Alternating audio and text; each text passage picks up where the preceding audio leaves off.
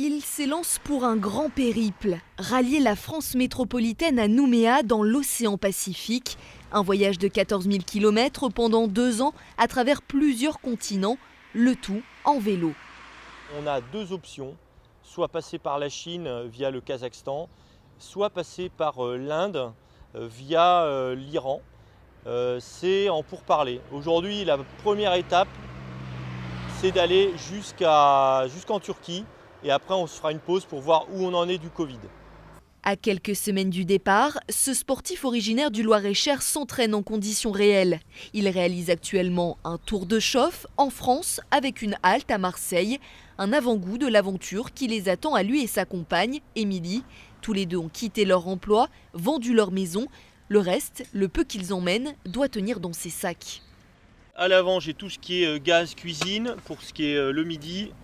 Pour le soir, c'est tout ce qui est duvet, vêtements de rechange. Et dans le gros sac, c'est quand il pleut, la tente et un gros cadenas.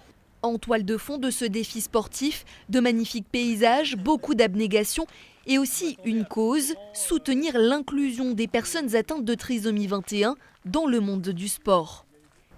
T'as bien senti? Ouais. Alors ça, tu peux boire ça en tisane. Ouais. Sur son chemin, Davy rencontre des associations ou des anonymes pour des moments de partage. Ce jour-là, balade improvisée dans les Calanques, aux côtés de Jean-Christian et son fils de 18 ans, Baptiste. Peu bavard, mais féru d'escalade. Il monte à plus de 15 mètres sans problème. Ah oui. Il redescend, enfin il n'a pas peur. Plus tu fais du sport, plus tu es en forme.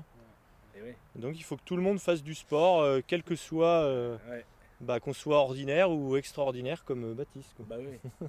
Le handicap physique, c'est rentré dans les mentalités. On voit des athlètes de très haut niveau au JO qui n'ont pas de jambes, pas de bras, etc.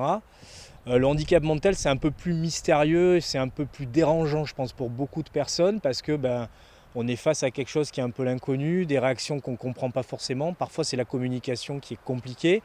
Donc, il y a quelque chose à faire en termes de médiatisation, je pense, là-dessus.